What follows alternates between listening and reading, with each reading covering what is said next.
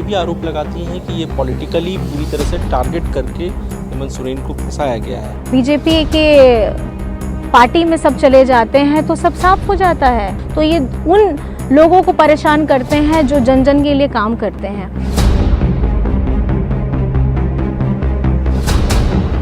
जिस तरह से प्रधानमंत्री कह रहे हैं, इतने जोर से नारा लगाओ कि जेल तक आवाज जाए। ये सवाल भारतीय जनता पार्टी के ऊपर, अपने खुद के ऊपर में है कि ये जितने बड़े बड़े घोटाले, करोड़ों करोड़ों के घोटाले, वो आप भी जानते हैं, वो हम भी जानते हैं, वो जनता भी जानती है। कहाँ गए वो लोग? कौन सी पार्टी में आज जुड़े हुए हैं? क्या उनके ऊपर ईडी ऑफिशियल काम नहीं करते हैं? क्यों वहां जाकर के हर चीज बंद हो जाती है? खुले हाथों से, खुले मन से वो स्वागत कर रहे हैं और हेमंत जी को कहीं ना कहीं ढूंढ रहे हैं, क्योंकि मुझे देखने के बाद उनको हेमंत जी ही नजर आते हैं कि हेमंत बाबू ने ये काम किया। हमारे साथ वो हर जरूरतमंद खड़ा है जिसको इस 10 साल में कुछ नहीं मिला है। और मुझे पूर्ण विश्वास है कि दिल्ली, जैसे मैंने आज बोला, दिल्ली हम आ रहे हैं और हम पहुंच चुके हैं, बस औपचारिकता बाकी है। नमस्कार, let's talk with Manish Mehta में आज हमारी खास मेहमान है कल्पना सोरेन। जी हाँ, वही कल्पना सोरेन जिसे विरोधी पॉलिटिकल क्राइसिस की उपज बता रहे हैं, जिस पर गंभीर आरोप लगाए जा रहे हैं परिवारवाद के। वही कल्पना सोरेन जिसे बताया जा रहा है कि वो एक एक्सीडेंटल लीडर है, लेकिन जो उनके पार्टी के लीडर्स हैं या फिर कहें जो उनके समर्थक हैं या फिर इंडिया अलायंस के सहयोगी पार्टी, उनमें अपार संभावनाएं देख रहे हैं, उन्हें भविष्य का नेता बता रहे हैं। कौन है ये कल्पना सोरेन? इस सवाल का जवाब ढूंढने की कोशिश करेंगे। साथ ही साथ तमाम प्रदेश के जो ज्वलंत मुद्दे हैं, साथ ही राष्ट्रीय स्तर पर जो मुद्दे जिस पर लगातार बहस हो रही है, इन सभी सवालों के जवाब ढूंढने की कोशिश करेंगे खुद कल्पना सोरेन जी से। कल्पना जी, सबसे पहले तो आपका बहुत बहुत स्वागत है। बहुत बहुत धन्यवाद और आप सभी को मेरी तरफ से जोहार है। कल्पना सोरेन, झारखंड की राजनीति में कहें या राष्ट्रीय राजनीति में जिस तरह से आपका उभरता हुआ कद है, इसको लेकर के बहुत ज़्यादा चर्चाएं हो रही हैं। कल्पना सोरेन कौन है? क्योंकि ये सवाल इसलिए खड़ा हो जाता है कि झारखंड में हेमंत सोरेन के अरेस्ट होने के बाद जो एक पॉलिटिकल क्राइसिस क्रिएट हुआ पार्टी के भीतर, सरकार के भीतर, और ऐसे सिचुएशन में कल्पना सोरेन सामने आती है। और आज महज 3 से 4 महीने के भीतर कल्पना सोरेन के भीतर को लेकर के ये चर्चाएं न सिर्फ प्रदेश स्तर पर बल्कि राष्ट्रीय स्तर पर शुरू हो गई है कि कल्पना सोरेन में अपार संभावनाएं हैं और वो भविष्य हैं। इसे कैसे देखती हैं आप? देखिए, जैसे मेरा तो सार्वजनिक जीवन आप समझ सकते हैं कि 4 मार्च को शुरू हुआ, लेकिन उसके बीच में जो मुझे एक अंतराल मिला था 1 महीने का, जब हेमंत जी की सारी कार्यवाही चल रही थी और हमारे यहाँ पे अपनी सरकार भी बन रही थी, और उसमें मैं आपको बताना चाहूँगी कि जिस तरीके से लोगों का आना घर में रहता था और पार्टी लाइन से जितने लोग हमारे कार्यकर्ता सब घर में आते थे और लोगों से मुलाकात होती थी, सब अपनी अंदर में आशाएं रखे थे, अपेक्षाएं रखे हुए थे, अपने मन की बातों को मुझसे शेयर करते थे। और वो कहीं ना कहीं मैं सिर्फ चुपचाप सुनती थी। और मैं जब हेमंत जी के पास जाती थी और हम लोग की थोड़ी सी चर्चा इस बातों पर भी होती थी, कितने सारे लोग आए, इन्होंने ये बोला, इन्होंने ये बोला, हम लोगों की डिस्कशंस होती थी। तो कहीं ना कहीं ये आने के बाद जिस तरीके से मेरा सार्वजनिक जीवन में आना हुआ, और आपने तो देखा, ये गिरिडीह वही जगह है, ये यहीं पे वो मैदान है जहाँ पे मैंने सब लोगों के साथ पहली बार अपने आप को, मेरे कौन है कल्पना सोरेन और किस तरीके से मैं अपनी शुरुआत करने जा रही हूँ, तो वो कहीं ना कहीं गिरिडीह में उसका बहुत बड़ा योगदान भी है। और पहला वो मंच और गांधी मैदान का, तो मुझे लगता है कि जिस तरीके से ये परिस्थितियाँ उत्पन्न हुई और जो पार्टी लाइन और हेड की तरफ से जो आदेश निर्देश मिला और सबका आशीर्वाद लेते हुए और सब लोगों का सहयोग पाते हुए जो मैं आगे बढ़ रही हूँ, मुझे लग रहा है कि अभी तो मेरी शुरुआती हुई है और मैं अपना काम पूरी ईमानदारी के साथ, पूरी एकाग्रता के साथ, जो भी जिम्मेदारी मिल रही है वो सब बखूबी निभा रही हूँ। क्योंकि आप कह रही हैं कि आपकी शुरुआत हुई है, लेकिन राष्ट्रीय स्तर पर जो मंच आप शेयर कर रही हैं ऑपोजिशन के नेशनल लीडर्स के साथ, और जिस तरह का आपको रिस्पांस मिल रहा है, ऑपोजिशंस के सीनियर लीडर्स के साथ, हमने तेजस्वी के साथ भी आपकी बॉन्डिंग देखी, हमने राहुल गांधी के साथ भी वो तस्वीरें देखी, या दूसरे विपक्षी दलों के नेताओं के साथ जो तस्वीरें आपकी सामने आई, या फिर जिस वे में आप स्पीच दे रही हैं, जो कॉन्फिडेंस आप में झलक रहा है, ये एनर्जी कहाँ से ला रही हैं? और ये ताकत, क्योंकि ऐसे वक्त में ये सवाल इसलिए इम्पोर्टेंट होता है, ऐसे वक्त में जब फैमिली में इस लेवल का क्राइसिस हो और इस तरह का कॉन्फिडेंस, जी ये कहाँ से आप? बस मैं इसके लिए आपको थोड़ा सा पीछे ले जाना चाहूँगी, मेरे बचपन और मेरा परिवार उनके ऊपर। मेरे फादर रिटायर्ड आर्मी ऑफिसर हैं, वो सेना पुलिस में रहे हुए हैं, उन्होंने अपनी पूरी जिम्मेदारी देश के लिए भी निभाई है। आपको बताना चाहूँगी वो शांति सेना श्रीलंका में भी जो थे वहाँ पे भी वो कार्यरत थे। उसके बाद हमारे अमरनाथ की जो बॉर्डर लाइन है वहाँ पे भी वो कार्यरत थे, और उन्होंने अपनी पूरी जीवन जो उनका कार्यकाल रहा है नौकरी का, उसमें बहुत बेखूबी से उन्होंने निभाया है। और कहीं ना कहीं बचपन से, मैंने आपको बताना चाहूँगी कि मेरी माँ ने, हम 2 बच्चे हैं और मेरी एक छोटी बहन है, हम लोगों को अब आर्मी की लाइफ एक ऐसी ऑर्गेनाइज एंड डिसिप्लिन होती है कि पोस्टिंग हो जाती है लेकिन उनकी बॉर्डर लाइन पे पोस्टिंग रहती है, एंड सारे जितने भी फैमिली मेम्बर्स होते हैं अलग अलग घरों के जिनके हैं, वो सब लोग, हम लोग मिलजुल करके एक ही एरिया, एक क्वार्टर्स में अलग अलग वहाँ पे रहते थे। तो सब महिलाओं का जीवन वैसे ही होता है आर्मी में, और कहीं ना कहीं लड़ने की जो क्षमता है, या मैं आपको बोलूँ कि मेरी जो शिक्षा दीक्षा हुई है, केंद्र विद्यालय स्टूडेंट मैं हूँ, तो कहीं ना कहीं ये बचपन से ही मैंने सीखा है कि आपके पास अगर व्यक्ति नहीं भी हैं शारीरिक तौर पर में, बट उनका एक मनोबल आपके साथ हमेशा रहता है, एंड आपको अपनी बातों को किस तरीके से सबके सामने में रखना है, ये बचपन से ही सीखते आए हैं, और वो मुझे कहीं ना कहीं मजबूत बनाता है। क्योंकि मैंने भारत के बहुत सारे अलग अलग राज्यों में भी रहने का मौका मिला मेरे फादर की नौकरी की वजह से, तो ये मुझे लगता है कि अब एहसास होता है कि शायद से मैंने वो चीज़ें देखा, लोगों से मिला, बहुत सारी संस्कृति कला को जाना, खान पान को समझा, तो मुझे लगता है कहीं ना कहीं एक प्रेरणा का स्रोत भी बोल सकते हैं, ऊर्जा की शक्ति भी बोल सकते हैं कि मुझे वहाँ से ज़रूर मिली होगी, जो अब अचानक से सबके सामने में आने का मौका मिल रहा है। मैं इस बात से इसलिए भी एग्री करता हूँ मैम, क्योंकि मेरा भी फैमिली बैकग्राउंड आर्मी का ही है। चलिए बहुत बढ़िया, मेरी भी स्कूलिंग केंद्रीय विद्यालय से ही हुई चलिए we are on the same platform. ये जो आप एक्सपीरियंस शेयर कर रही हैं, कुछ इस तरह का हम लोगों का भी एक्सपीरियंस है, तो मेरा इसी से जुड़ा हुआ ये सवाल है कि क्या मतलब कि स्पोर्ट्स या फिर एक्स्ट्रा करिकुलम एक्टिविटीज, हाँ जी, मैं स्टेट्स में जाती थी? हाँ, मैं हॉकी प्लेयर भी रही हूँ। तो जब मैं पंजाब में रहते थे हम लोग, उससे पहले I used to play hockey from my school side, और वहाँ से मैं आपको बताना चाहूँगी कि स्कूल में जो को करिकुलर एक्टिविटीज़ होती हैं आपको पता ही है, हर वीकली आपको अपनी चीज़ें बतानी होंगी। हाउस के जो रहते थे, Narmada, Ganga, Saraswati, Narmada, Godavari, I think I can remember that only. तो हम लोग वेरी एक्साइटेड होते थे, और बिकॉज मेरा इंक्लिनेशन थोड़ा सा एक्टिंग और बच्चों के साथ, मतलब जो हम लोग के डांस परफॉर्मेंस होते थे, देश के गाने, वोकल गाने, तो like I have played everything. गाने के लिए बोल दिया, वहाँ रेडी हो गए, डांस होना है वहाँ रेडी हो गए, sports I love to play that. तो कहीं ना कहीं थोड़ा छोटे I have played my roles, and कभी मॉनिटर की ड्यूटी मिल गई so I have played that also. तो आई थिंक हाउस कैप्टन वगैरह भी? हाउस कैप्टन मैं नहीं रही थी, हाउस कैप्टन मैं नहीं रही थी कभी, जैसे क्लास ऑन ड्यूटी और मिल जाता है। सो देखिए एक छोटी सी जिम्मेदारी आपको अगर मिलती है and you are performing that, और वो बचपन में हुई है, सोचिए कितने सालों पहले हुई है, लेकिन कहीं ना कहीं हमारे जीवन में एक छाप छोड़ देता है। और केंद्र विद्यालय में आप समझ सकते हैं कि ऐसा प्रतिष्ठान अगर में से आप अगर पढ़ के निकलें, तो मुझे लगता है कि गौरवान्वित मैं महसूस करती हूँ कि अगर लोग बोलते भी हैं कि आपकी हिंदी ऐसे कैसे है, so already they have that perception. मैं इतने जगह में रह कर के आई हूँ, ज़िंदगी में अगर मैं कहूँ तो केंद्र विद्यालय का बहुत बड़ा योगदान है। इसका असर भी दिखता है, क्योंकि हम लोग देखते हैं कि आप अक्सर जो स्पीच देती हैं उसमें हिंदी, जो ट्रेडिशनल लैंग्वेज है, चाहे संथाली हो या फिर दूसरी भाषा, इंग्लिश भी आप अच्छा बोलती हैं, तो ये बाइलैंग्वेज होने की वजह से आपको इसका फ़ायदा भी मिल रहा है, लोगों से आप सीधा कनेक्ट कर पाती हैं।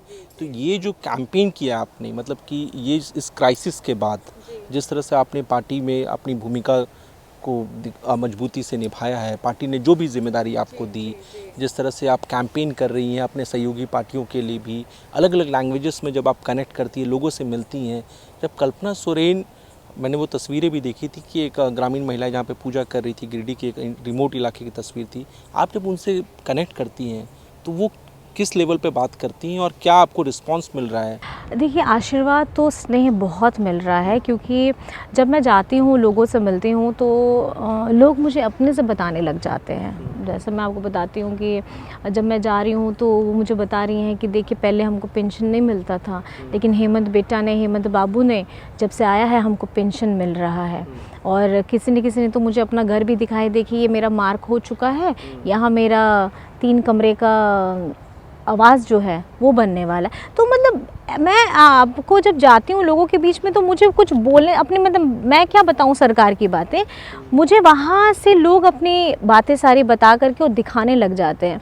तो मुझे लगता है कि ये अगर आपका काम आपने किया है तो वो लोग आपको बताएंगे, वो आपको बताने, खुद से योजनाएं बताने की ज़रूरत नहीं है। ये बहुत महत्वपूर्ण बात है। और मुझे लगता है कि जो आशीर्वाद हेमंत जी को झारखंड की जनता ने दिया है, जैसे मैं स्पेशली गांडे में तो थोड़ा सा जनसंपर्क मेरा गांव-गांव तक रहता है, तो वहाँ जो मैं मिल रही हूँ तो लोगों का पूरा आशीर्वाद मिल रहा है। और वही आशीर्वाद लेकर के ये बहुत गौरवान्वित भी महसूस होता है कि हेमंत जी ने ऐसे-ऐसे काम किए। जैसे मैं पहले इन सब चीज़ों से बहुत ज़्यादा कनेक्टेड नहीं होती थी, लेकिन अब लोग जब बताते हैं तो बहुत अच्छा फील होता है। मैम, तो क्योंकि आप जिन स्कीम्स का बात करी थी, इसी से जुड़ा मेरा सवाल है कि जब आप लोगों से मिलती हैं, जैसे आप वेलफेयर स्कीम्स की बात कर रहे हैं, 4.5 साल का कार्यकाल हेमंत गवर्नमेंट का, या कहें कि इंडिया अलायंस का जो सरकार आई 2019 में हेमंत सोरेन के नेतृत्व में, उसने अपना टेन्योर पूरा कर लिया। 4 साल से ज़्यादा हेमंत जी खुद मुख्यमंत्री रहे। आपको क्या लग रहा है कि वेलफेयर स्कीम्स जो आप लोगों ने चलाया, उसका इम्पैक्ट, या फिर कहें कि आगामी इस लोकसभा के अलावा जो आने वाला विधानसभा चुनाव है, उसमें आपको इसका फ़ायदा मिलेगा? देखिए, मुझे फ़िलहाल तो मैं अभी गांडे का मैं बता सकती हूँ, जो गांडे से मैं थोड़ा सा ज़्यादा लोगों से इंटरेक्ट ज़्यादा कर पा रही हूँ, तो मुझे यहाँ से तो गुड वाइब्स आ रही हैं, because the people themselves they are speaking out कि हमको ये चीज़ें मिली हैं।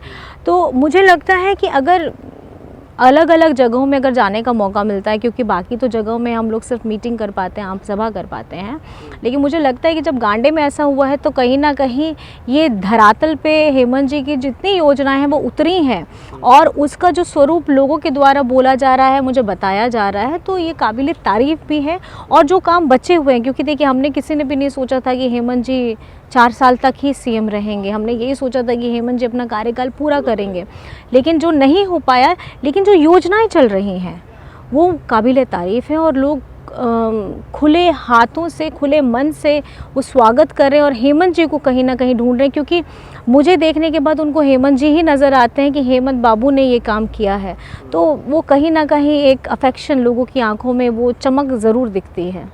क्योंकि मैम, क्योंकि आप बार बार हेमंत जी का जिक्र कर रही हैं, और आपके जितने भी हम देख रहे हैं कि जो जिस तरह से आप कैंपेन कर रही हैं, उसमें आप बार बार एक नारा भी देती हैं कि जेल का ताला फाटक टूटेगा, हेमंत सोरेन छूटेगा, इस तरह का नारा दे रही है। आपके कैडर जो है इससे काफ़ी चार्ज भी हो रहे हैं।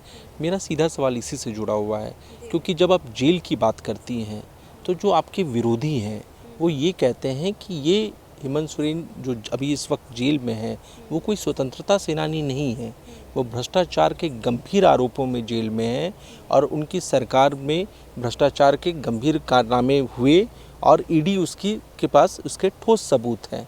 इसको आप कैसे देखती हैं? देखिए, मैं इसमें ये बताना चाहती हूँ कि जिस कथाकथित लैंड की अगर आप बात करें, अगर उसमें वो उसका लैंड ऑफ नेचर क्या है वो आपको भी पता है, भूयेरी लैंड है जो बेची नहीं जा सकती, खरीदी नहीं जा सकती। तो मुझे आपको बताने की ज़्यादा ज़रूरत नहीं, जब बेची नहीं जा सकती, खरीदी नहीं जा सकती, तो हेमंत सोरेन जी का उसमें नाम कहाँ से आता है? और दूसरी बात जो है कि एक प्रमाण क्या, कि कहाँ पे लिखा हुआ है, लिखित, जब खरीदी नहीं जा सकती तो प्रमाण है ही नहीं, वो हो ही नहीं सकता है।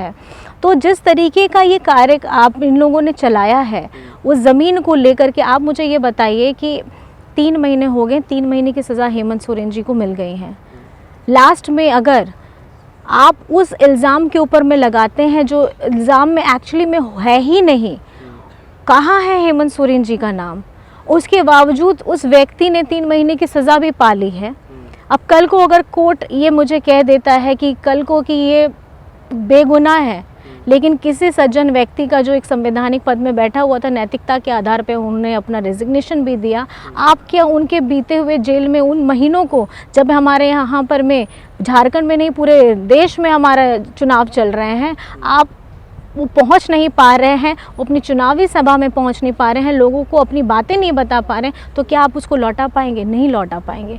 और जिस कथा कथित ज़मीन के बारे में बात है, इसलिए मुझे पूर्ण विश्वास है कि हमारी जो न्यायालय है और हम लोगों का अदालत है, वहाँ से ज़रूर हेमंत जी को रिहा मिलेगा। और इसी उम्मीद के साथ में हमारे सारे जुझारू जितने भी कार्यकर्ता हैं ये नारा भी लगाते हैं और उनके साथ मैं भी ये नारा लगाती हूँ। मतलब आपको कि हमने कई स्पीचेस में ये देखा है, आपके पार्टी के लीडर्स भी कहते हैं कि ये अगर ये मामला लैंड से जुड़ा हुआ भी था तो ये सिविल केसेस था जिसको मनी लॉन्ड्रिंग केसेस में कन्वर्ट किया गया है। आप ये भी आरोप लगाती हैं कि ये पॉलिटिकली पूरी तरह से टारगेट करके हेमंत सोरेन को फंसाया गया है।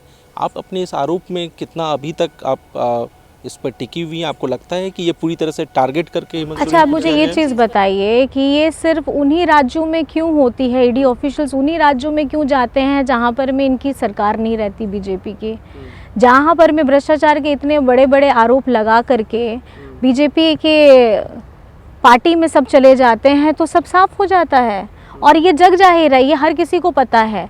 ये उन राज्यों में कार्यवाही क्यों नहीं करते हैं जहाँ पे इनके खुद के शासन लगे हुए हैं? आप वहाँ पे भी देखिए, आप वहाँ पर भी जाइए। ईडी ऑफिशियल्स एक संवैधानिक संस्था है, तो पार्शियलिटी हो रही है। और ये सिर्फ उन राज्यों में और उन लोगों पे ही क्यों हो रही है जहाँ पे इनका शासन नहीं है? क्योंकि इनको डर है। पिछले 10 साल से जो वादे, जो इरादों के साथ इन्होंने अपना 2014 में इन लोगों ने शासन किया, 10 साल हो गए, वो पूरा नहीं कर पा रहे क्योंकि इनकी अपनी खुद की रिपोर्ट कार्ड अच्छी नहीं है।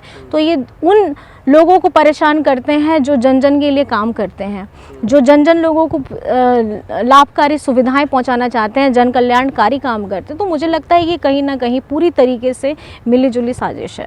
लेकिन इस बीच क्योंकि आप जब इन तमाम बातों को कहती हैं तो आपको क्या लगता है कि जिस तरह से प्रधानमंत्री कह रहे हैं, अभी कुछ दिन पहले ही वो गिरिडीह भी आए थे, उन्होंने कहा कि मेरे तीसरे टर्म में भ्रष्टाचार पर और कड़ा प्रहार होगा।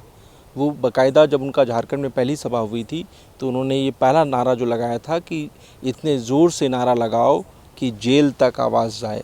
तो इस तरह का जब आप सुनती हैं स्पीच, आप खबर पढ़ती हैं, तो इस पर क्या आपके जहन में जाता है? जहन में यही जाता है कि आप मुझे बताइए, जितने बड़े बड़े घोटाले, करोड़ों करोड़ों के घोटाले, वो आप भी जानते हैं, वो हम भी जानते हैं, वो जनता भी जानती है।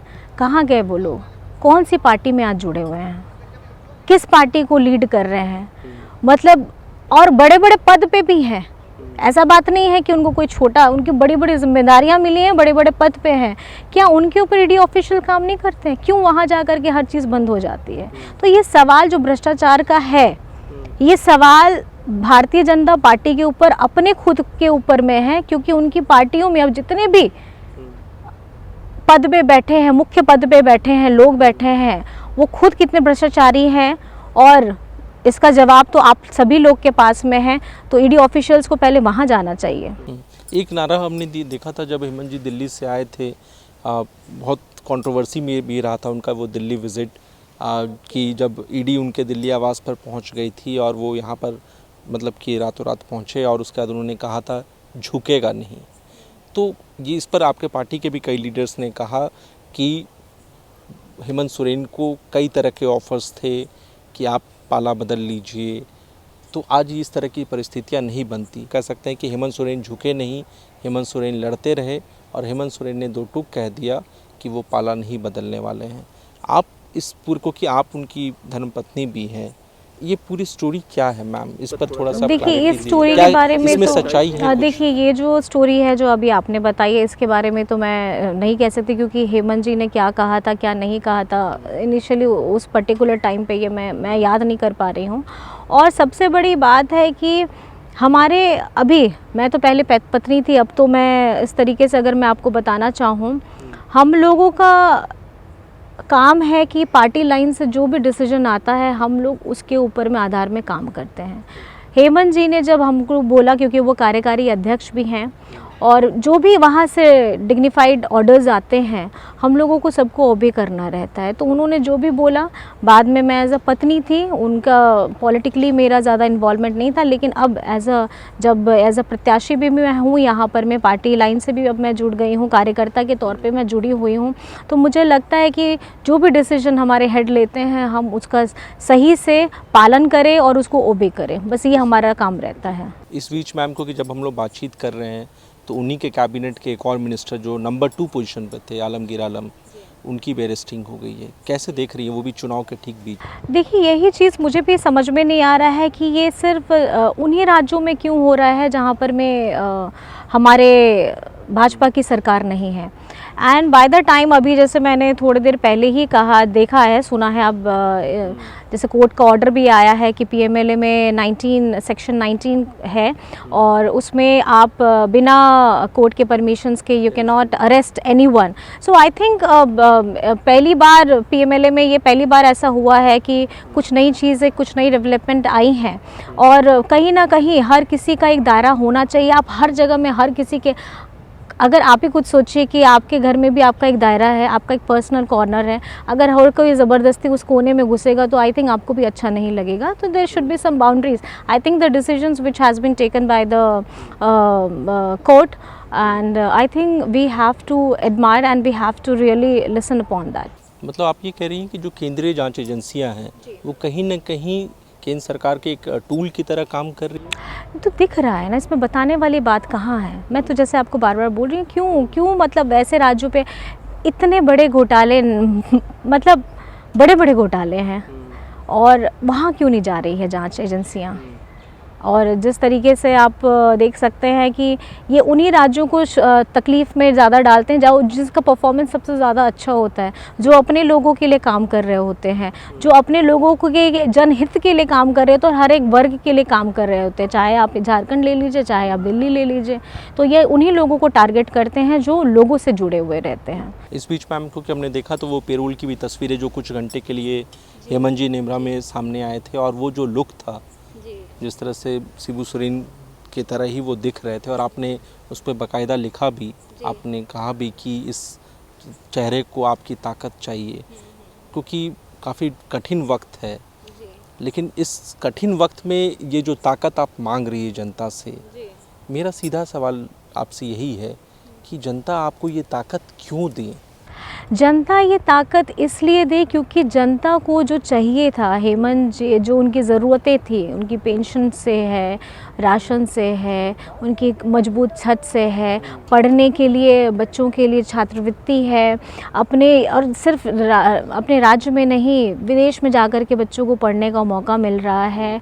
मतलब आप मैं ये बताना चाहती हूँ कि इतने सारी लाभकारी, लिस्ट बहुत ज़्यादा लंबी है, इतने ज़्यादा लाभकारी हैं, मुझे नहीं बोलना पड़ता है। जैसे गांडे में मैं हूँ, मुझे नहीं बोलना पड़ता, लोग आकर के मुझे बताते हैं और मेरा स्वागत करते हैं। अब ये सोचिए मेरा स्वागत क्यों हो रहा है, एज अ कैंडिडेट नहीं हो रहा है। हेमंत जी के द्वारा योजनाएं जो चलाई गई हैं, लोगों को मिली हैं, लाभार्थी हुए हैं, उसका वो स्वागत करते हुए वो मेरा स्वागत कर रहे हैं। तो ये कहीं ना कहीं मुझे तो बहुत अच्छा भी महसूस होता है कि हेमंत जी के द्वारा जो चलाए गए हैं 4 साल बनाम 20 साल, अगर आप देखें तो बहुत लंबी और गहरी लकीर हेमंत सोरेन जी ने खींची है। और मुझे लगता है इसी का डर केंद्र सरकार को हो गया है और क्योंकि उनकी परफॉर्मेंस तो मुझे नहीं लगता कि उन्होंने जो वादे किए थे वो कभी वो पूरा कर पाएंगे और कर रहे हैं और आगे का भविष्य वो दिखाना। लेकिन वो तो कह रहे हैं कि 400 पार होगी इस बार। हाँ, तो 400 पार एकदम होगा, लोगों का आक्रोश है 400 पार, महंगाई चरम सीमा पे है 400 पार, बेरोजगारी आसमान छू रही है 400 पार, तो ये लोगों का आक्रोश है, 400 पार ज़रूर होगा। और इसका जो मैंडेट है जो लोकसभा का है वो आप देख लीजिएगा, 4 जून को आपको नज़र आ जाएगा। आपने आज ही कहा है कि हम आ रहे हैं दिल्ली। इस बीच बंगाल की मुख्यमंत्री हैं ममता बनर्जी, उन्होंने आज ही बयान दिया, क्योंकि ये 2 महिलाएं हैं, विपक्ष की बड़ी नेत्री हैं जिनके बयान आज काफ़ी ज़्यादा सुर्खियों में है, चर्चा में है। आपने कहा हम दिल्ली आ रहे हैं, ममता दी ने कहा कि मैं सरकार को यानी इंडिया अलायंस को बाहर से समर्थन देती हूँ। बीजेपी कह रही है कि आप लोग ख्याली पुलाव पका रही हैं। देखिए, ख्याली पुलाव तो वो लोग पका रहे हैं, जैसे आपने बोला कि इनके तो मंत्रा ही हर एक फेज़ में चेंज हो जा रहे हैं, चाहे फर्स्ट फेज़ हो, अलग मंत्रा, सेकंड फेज़ हो दूसरा मंत्रा, तीसरा फेज़ हो तीसरा मंत्रा, आई थिंक चौथा में भी उनका बदल चुका है, क्योंकि झारखंड में जो आपने देखा कि हमारी 4 सीटों पे वोटिंग हुई है और हम 4 की 4 सीट पे आ रहे हैं, और इंडिया गठबंधन के हमारे जितने भी प्रत्याशी हैं हम 4 सीट बनाम 0 हो रहा है बीजेपी का। तो ये बौखलाहट है। अभी 4 के बाद 5वां जब आएगा वहाँ पे भी उनके नारे अलग हो जाएंगे, छठे में और अलग होंगे, 7वें में तो एकदम ख़त्म हो जाएंगे। तो ये बताइए मैम, क्योंकि आप काफ़ी करीब से राष्ट्रीय राजनीति को भी समझ रही हैं, बीजेपी क्योंकि 400 प्लस का नारा दे रही है, आपको क्या लग रहा है बीजेपी कहाँ तक सिमटेगी? देखिए ये कैलकुलेशन तो I can not make it जैसे आउट, क्योंकि आप बट कह रही हैं कि हम मैं दिल्ली आ रही अपनी हैं। परफॉर्मेंस के बारे में बता सकती हूँ, मैं उनकी परफॉर्मेंस के बारे में नहीं बता सकती। अगर आप एक स्टूडेंट बोले कि अगर नहीं, जैसे खरगे जी ने कहा कि 200 के अंदर बीजेपी सिमट इतना जाएगी। Calculation even I don't know, I can not calculate that. तो फिलहाल हम अपनी परफॉर्मेंस के बारे में बता रहे हैं, और for that we are pretty assured we are coming and we are coming in Delhi. इस बीच मैम को कि आप बार बार आरक्षण का जिक्र कर रही हैं, आपके जो भाषण हैं उसमें आप चिंता जता रही हैं आरक्षण को लेकर के, संविधान को लेकर के आप चिंता जता रही हैं, और इसी तरह की चिंता प्रधानमंत्री भी जता रहे हैं। वो ये कह रहे हैं कि अगर आप लोग सत्ता में आई, और जिस संविधान का आप जिक्र करें, कल ही असम के मुख्यमंत्री आए थे, वो ये कह रहे हैं कि आप संविधान की बात तो कर रही हैं, राहुल गांधी संविधान की कॉपी भी दिखा रहे हैं, लेकिन वो चीन से प्रभावित है। आप देखिए कि वो जो तस्वीरें दिखा रहे हैं संविधान की कॉपी की, वो लाल रंग की होती है। अब ना रंगों के आधार पर अगर हम ना जाएं तो ज़्यादा अच्छा, मुद्दों पे चलें। अब मुद्दे हमारे क्या हैं? मुद्दे हमारे बेरोज़गारी है, मुद्दे हमारे क्या है? महंगाई है, मुद्दे क्या है? महिला की सुरक्षा मुद्दे हैं। मणिपुर जलता रहा, आप मुझे बताइए बीजेपी के किसी नेता ने कोई टिप्पणी की? वो भी तो हमारे राष्ट्र का, हमारे राज्य देश का एक राज्य है, और उस राज्य में अगर जल रहा है और central government as a father of अगर नेशन है, तो हमारे जितने स्टेट्स हैं उसकी सारी जिम्मेदारियां एक पिता तुल्य एक सेंट्रल गवर्नमेंट को करनी चाहिए, लेकिन क्यों नहीं किया? और वहाँ कितनी तादाद में, आप जिस तरीके से कहानी भी जानते हैं कि आप बहुत दुखदाई है, एक महिला होने के नाते मैं भी कह रही हूँ कि जिस तरीके से ह्यूमिलिएशन वहाँ पर में हुआ है वो बहुत तकलीफ़ है। लोग जल रहे हैं, मर रहे हैं, और वहाँ के सीएम भी हैं बीजेपी वाले, लेकिन उनसे त्यागपत्र नहीं लिया जाता है, और उनसे ये नहीं बोला जाता है कि आप यहाँ पे शांति कराइए। और पद पे, बड़े बड़े पद पे बड़े व्यक्ति बैठे हैं, उनकी भी जिम्मेदारी होती है कि एक राज्य जल रहा है तो वहाँ पे थोड़ा पानी डालने का काम किया जाए, वो पानी नहीं होता है। तो आप मुझे बताइए, जन तकलीफ, आक्रोश हर किसी के मन में है, और ये इसकी जो संवेदना है लोगों तक पहुँची क्योंकि उन्होंने महसूस किया है। किसान आंदोलन करते हैं, उनकी सुध नहीं ली जाती, कितने किसान मर गए। हमारी बॉक्सर महिलाएं जितनी मेडल जीत करके आती हैं, वो अपनी प्रताड़ना की कहानी सुनाती हैं, लेकिन उस पर सुध नहीं ली गई। आप सोचिए, हर एक वर्ग को तकलीफ़ हुई है, तो इसका जवाब देने के लिए अब हिंदुस्तान खड़ा हो गया है। और ये जो लोकसभा का चुनाव में आप जिस तरीके से फेजेस के आपने वोटिंग देख लिए हैं, उसी से आपको पता चल जाएगा कि कौन आने वाला है या कौन जाने वाला है। क्योंकि एक इम्पॉर्टेंट सवाल ये भी है, क्योंकि जब आप ये कहती हैं कि बीजेपी जो है आरक्षण को ख़त्म कर देगी, तब प्रधानमंत्री ये कहते हैं कि आप लोग अगर सत्ता में आए तो जो आरक्षण जिनको मिल रहा है, चाहे एसटी हो, एससी हो, बीसी हो, इनका हक छीन करके मुसलमानों को दे देंगे। इस चुनाव में आप देख रही हैं कि हिंदू, मुसलमान, इस तरह के शब्दों का इस्तेमाल हो रहा है। यही मैं आपको बताना चाह रही हूँ ना, मुद्दों की बात तो कोई करने वाला है ही नहीं। अगर आपने काम किया होता तो आप अपनी आज योजना बता रहे होते, लोग आपकी कहानी अपने मुंह से सुना रहे होते। और उसके साथ में अगर आज हम झारखंड की बात करें तो हेमंत जी ने कार्यकाल बहुत अच्छे से पूर्ण किया है। अगर 4 साल की बात करें, उसमें कोविड भी इंक्लूडेड है, उनकी जो परफॉर्मेंस थी कोविड के समय में उन्होंने वो भी किया। अब इसके साथ में हिंदुस्तान में हम बड़ी बड़ी बातें करते हैं कि हम आपको रोज़गार देंगे, 2 करोड़ के रोज़गार 2014 में वादे किए गए थे। उसके बाद बोलते हैं कि किसानों की आय हम दुगनी करेंगे, और जो काला धन है रखा हुआ 15-15 लाख आपके खाते पे आएंगे। कहाँ गए वो वादे? किधर हैं वो वादे? पहले आप अपने वादों को पूरा करिए, क्योंकि हमने झारखंड मुक्ति मोर्चा ने यहाँ पर में हमारे जितने वादे थे 2019 में, उसमें से 80 to 90% we have really covered that. जो बच्चे हैं, किसी ने नहीं सोचा था कि हेमंत सोरेन जी इस तरीके से उनकी घटना घटेगी, लेकिन जो वक्त हमारे हाथ में बचे हुए, बाकी जितने मेरे 10 to 20% बचे हैं, हेमंत सोरेन जी के बाद अभी हमारे चंपई चाचा जी हैं, वो इस चीज़ को आगे बढ़ाएंगे और बहुत तरीके से हमारे जितने वादे किए हुए हैं इंडिया गठबंधन की, हम मजबूती से इसको पूरा करेंगे। मैम, मेरे आखिरी 3 सवाल आपसे हैं। पहला सवाल ये है कि इस बीच पीएम ने इस 5वें चरण को लेकर के उनके जो बयान आ रहे हैं, उसमें वो ये कह रहे हैं कि अगर इंडिया अलायंस आया तो एक बार फिर से रामलला टेंट में चले जाएंगे। वो ये कह रहे हैं कि राम मंदिर को में ताला लग जाएगा। आप सोच समझ के वोट करिए। मैं आपको कहना चाहती हूँ, हमारा भारतवर्ष क्या है, मैं जैसा जानती, यूनिटी इन डाइवर्सिटी। यहाँ पे हर एक धर्म, हर एक जाति, हर एक वर्ग, हर एक लोगों को वही समान अधिकार हैं जो सबको मिले हुए हैं। हम हर मंदिर का भी रिस्पेक्ट करते हैं, हर मस्जिद का भी रिस्पेक्ट करते हैं, हर चर्च का भी रिस्पेक्ट करते हैं, हर जैन मंदिर का भी रिस्पेक्ट करते हैं। हम हर किसी का, यहाँ पे मुद्दों की, वही मैं आपको बात कर रही हूँ ना, मुद्दों की बात नहीं की जा रही है। जैसे मैंने आपको बताया, मैं बचपन से जो मेरा बचपन बीता है, और बचपन में मैंने क्या देखा है, मैं गुरुवार को पीर बाबा भी जाती थी, मैं संडे को चर्च भी जाती थी, मैं मंदिर भी जाती थी, और मैं गुरुद्वारा भी जाती थी, और मैं अभी भी कर रही हूँ। ऐसा बात नहीं है, वो बचपन से जो मैं सीखते हुए आई हूँ वो मैं अभी भी कर रही हूँ। और हेमंत जी ने भी सारे त्यौहार सब बड़ी खुशी से, बड़े उल्लास के साथ मनाते, तो मेरे परिवार में मेरे बच्चे भी सीख रहे हैं, मैं भी उनके साथ रही हूँ, और हम हर जगह जाते हैं। तो ये बातें करना उन लोगों को ज़रूरी है जिन्होंने काम नहीं किया, जिनके पास मुद्दे नहीं हैं।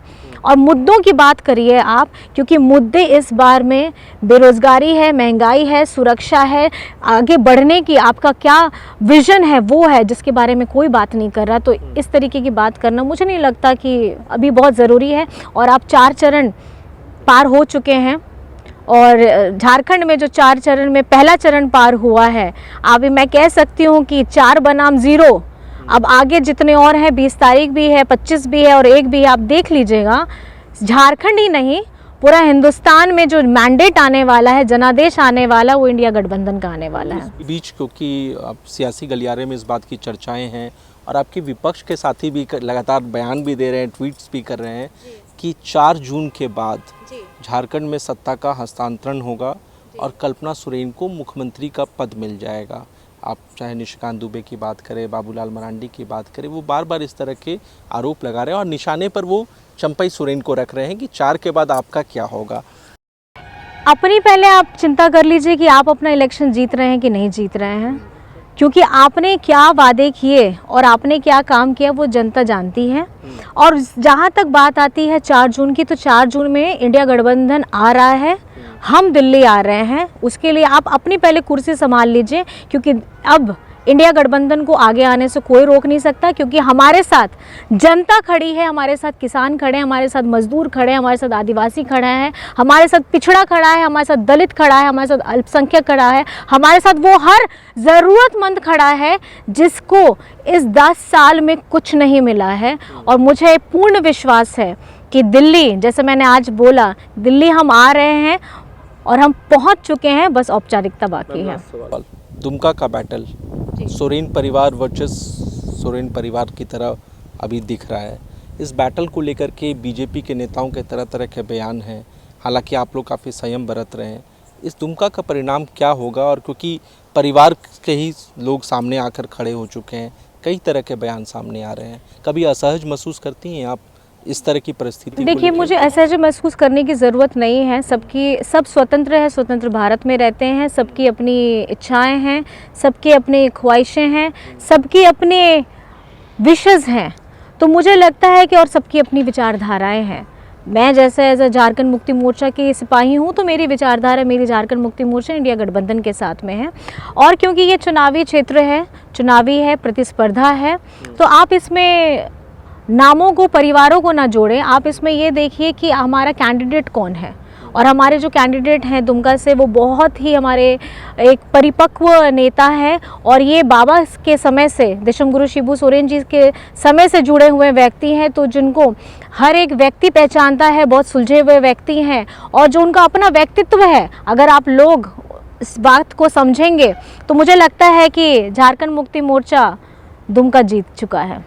चलते चलते ये बता दीजिए मैम कि झारखंड की राजनीति हो, राष्ट्रीय राजनीति हो, कल्पना जो है आने वाले भविष्य में महज एक कल्पना न रह कर के आप अपनी राजनीति, सक्रिय राजनीति में अपनी भूमिका आप किस तरह से देख रही हैं? देखिए, अभी फ़िलहाल तो मेरे पास जो जिम्मेदारी है वो गांडे की है और अभी पहले इस प्रतिस्पर्धा को जीतना है और आगे जैसा समय आता रहेगा, जिस तरीके से योजनाएं बनेंगी या जो जिम्मेदारी मुझे नहीं हर किसी व्यक्ति को मिलती है, हम लोग पूरी निष्ठा के साथ, पूरे कर्मठ होकर के, पूरी श्रद्धा के साथ हम उसमें अपने कामों को आगे बढ़ाते हैं और अपनी जिम्मेदारियों को बखूबी निभाते हैं और निभा भी रहे हैं और आगे भी निभाते रहेंगे। मैम बहुत बहुत शुक्रिया, आपने इतना वक्त दिया आज के इस कार्यक्रम के लिए और हमारी कोशिश होगी कि 4 जून के परिणाम के बाद भी एक बार फिर आपके साथ बातचीत करें और वो उन तमाम मुद्दों को एनालिसिस करें कि 4 जून से पहले जो आपने मेहनत की है उसका रिजल्ट क्या रहा और भविष्य की राजनीति पर क्या कुछ। ज़रूर, बहुत शुक्रिया आपको, बहुत जोहार है, धन्यवाद है। Thank you so much.